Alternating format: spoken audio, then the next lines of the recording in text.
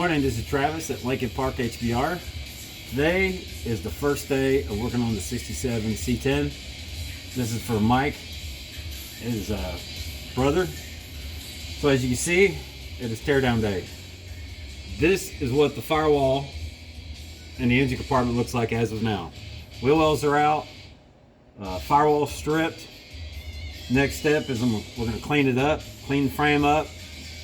All this here, AC and heat's going to go back in here. So after this is clean, a heater box will go here. This section here and that section there, all this is going to get welded up, smoothed out, repainted, and it's going to look factory, if not better than factory. This is day one. My cameraman here, Yo, doing a good job. Hell yeah. He's going to take a little quick video. He's going to pan back, show you some more stuff. I'm going to keep on grinding.